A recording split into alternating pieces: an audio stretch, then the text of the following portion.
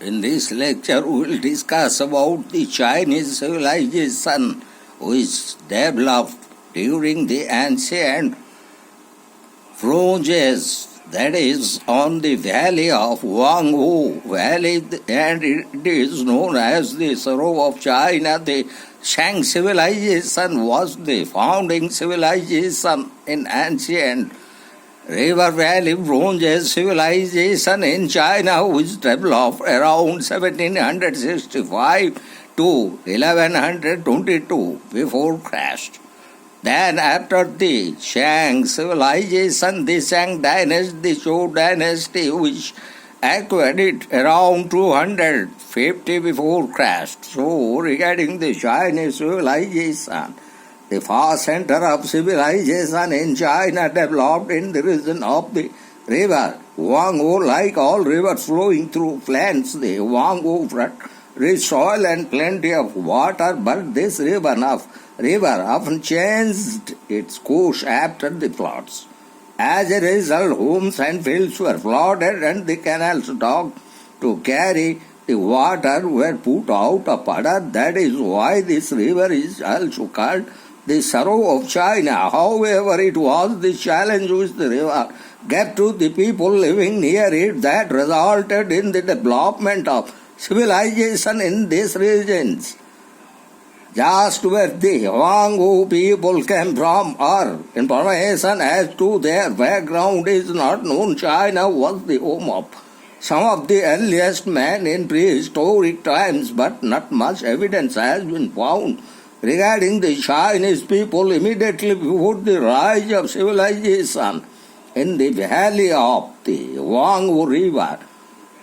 The Shang civilization, the earliest Chinese civilization, believed to have been power during the period 765 to 1122 BC.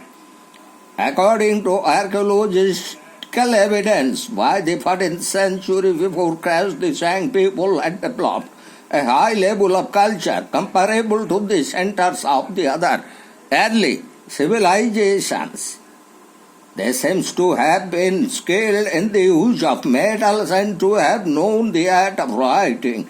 They must have been good craftsmen also, for their grapes have wielded objects of exquisite quality. The neighbors of the Shang people appear to have been much behind them in culture. One of the primary duties of the Shang king was therefore to protect his people from them. However, the Shang Dynasty was overthrown by the neighboring Chou Dynasty. The Chou preserved the excellence of the Shang culture and continued to rule the land till about 250 before Christ, about which the social classes below the king in Chinese society came a number of noblemen. Apparently, the king distributed lands among the nobles who in return helped him in wars and conquest. As some scholars regard this arrangement as a kind of feudal system which we will discuss in our later upcoming lectures. The next social class of importance was perhaps that of merchants and craftsmen.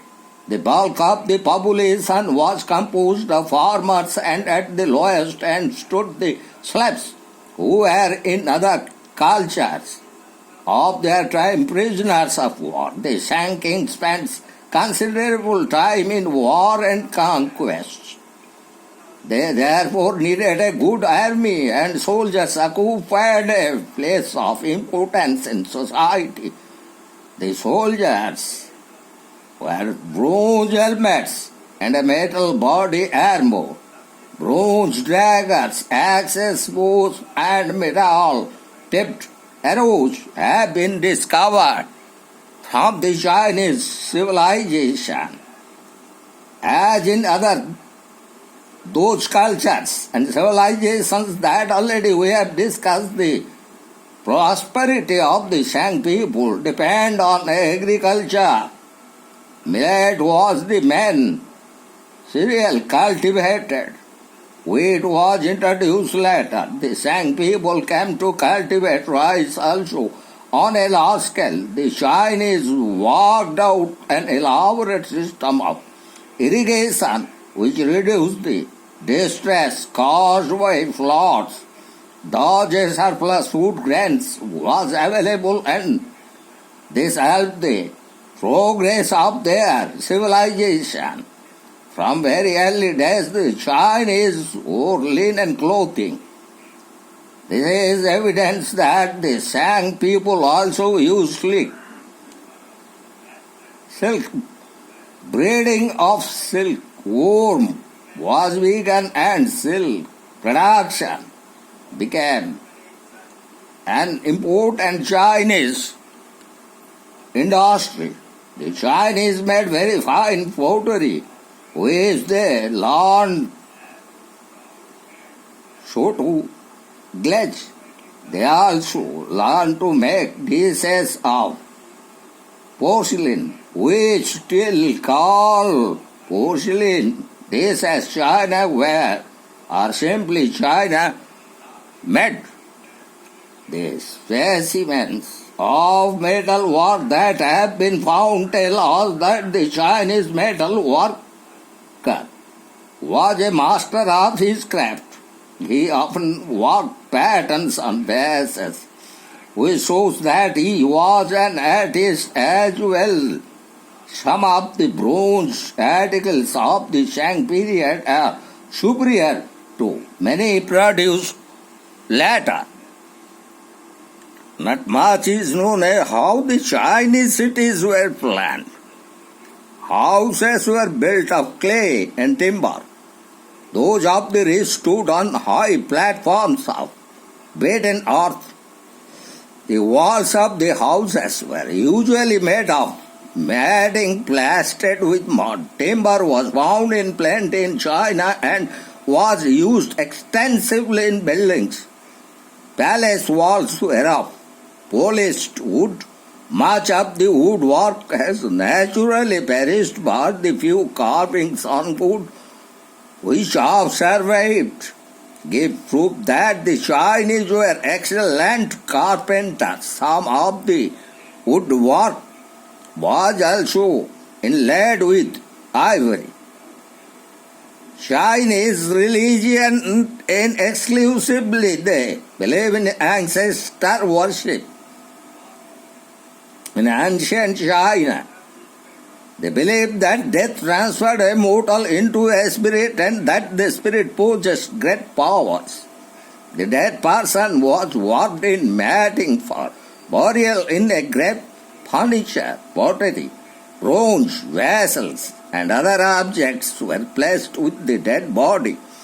The tombs of the kings were spacious, and the tomb chamber was of finely carved wood.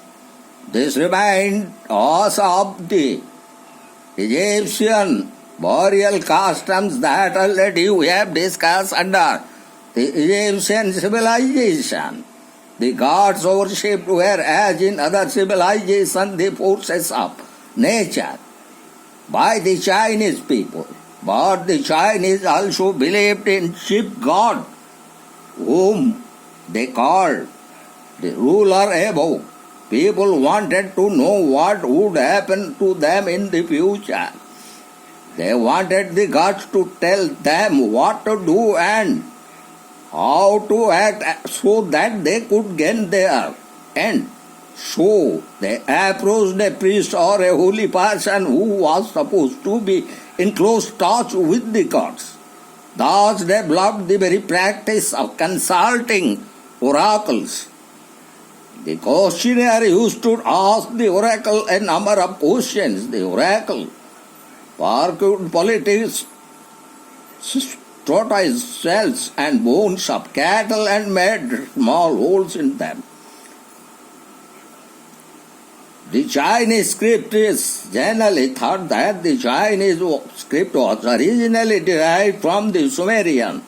It started as a pictographic script, that is, a picture standing for a word, but it was independently developed as an Ideographic script in which a sign represents an idea. It is remarkable that the Chinese script has changed very little since the earliest times. Writing became an art and the same techniques were followed everywhere. Writers wrote on silk or bamboo slips with a brush. Now we'll discuss about the calendar system of the Chinese. The Chinese calendar was a combination of solar and lunar calculations. The months were lunar and consisted of 29 or 30 days, but the length of the year was correctly calculated as 365 1 by 4 days. The Chinese solar system too have met one other unique advance in astronomy. It appears that they could correctly foretell lunar eclipses. The achievement of the Shang civilization were continued and spread to other parts of China. The new kingdom were established and the new developments took place in religion, government, social, economic and cultural life, science and many other spheres of life about that we will discuss later on when we will discuss about the Chinese civilization developed during the early Iron Age period. So, in this sense, we have discussed almost the very rise of the Shang civilization under the Shang Dynasty on the banks of the river valley of Hwang-Ho, which is considered as the sorrow of China due to its changing river basin course and the floods. Then after the Shang Dynasty, Shang civilization, the Chou Dynasty, which ruled over the Chinese areas of Hwang-Ho Valley for some short period, but later on the Shang civilization again developed. And also we have discussed regarding the social classes during the Shang civilization or Shang Dynasty, in particularly about the king, noblemen, merchants, craftsmen, farmers and slaves. Then about the warfare and the wars and conquests by the Shang kings and about their equipments and the soldiers. Then their occupation, as in every other ancient civilizations like the Mesopotamia, Egyptian and Indus Valley civilization, the Chinese were also the agriculturalists and cultivators, and in particularly they were making clothes out of silk and linen. So also they had the knowledge of pottery, then porcelain, which are China-made China-ware, and metal work and carpentry. And as per their religious beliefs, they also believed in ancestor worship. Besides that, they also worshipped forces of nature, and in particularly they gave much importance to oracles. Then we discuss about the Chinese scripts, which to some extent although have some similarity with the Sumerian civilization or Mesopotamian civilization such as Pictographic, but gradually they developed into Ideographic. And also we have discussed in length about their calendar, which is both solar and lunar combination. And due to that, their months would be either 29 or 30 days, but the year was exactly as it was under the solar calendars 365 1 by 4 days, and they had a deep knowledge on astronomy as they correctly predicted about lunar eclipses. So why this way that we have already discussed all those ancient civilizations first we have discussed regarding the Mesopotamia or Sumerian civilization that developed in between the river Tigris and Euphrates in the present day Iraq and Syria. Then we discuss about the Egyptian civilization that developed in the riverbed on the sides banks of river Nile in Egypt.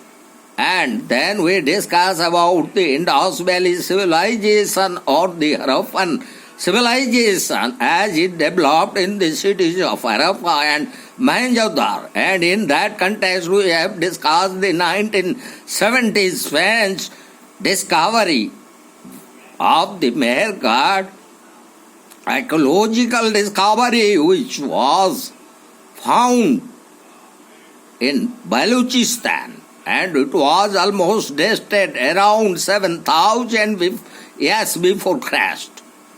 And in that context also we have discussed some other aspects of the Indus Valley civilization and how it was spread to Indian states of Punjab, Rajasthan, Gujarat, Haryana, Uttar Pradesh, in particular places like Rupar in Punjab, Kalibangan in Rajasthan, Lothal and Surtoda in Gujarat. So, almost we have discussed all those Bronze Age civilizations. And finally in this lecture we have discussed about the ancient Bronze Age civilization of China, and that is otherwise called the Shang civilization due to the very establishment of the Shang Dynasty by the Shang kings, then how it was overtaken by the Chou Dynasty, and ultimately it was the Shang Dynasty, those who ruled over China from the very period 1765 years to 1122 years before Christ. So, in this lecture, almost we have finished all the aspects of Chinese civilization relating to their social classes, their warfare, occupation, religious beliefs, and their script, which was pictographic at beginning, later on it changed to ideographic, then their calendar system, and almost about their knowledge in astronomy by correctly and perfectly predicting lunar eclipses. So we have completed all the ancient river valley civilizations, those developed during the Bronze Age period.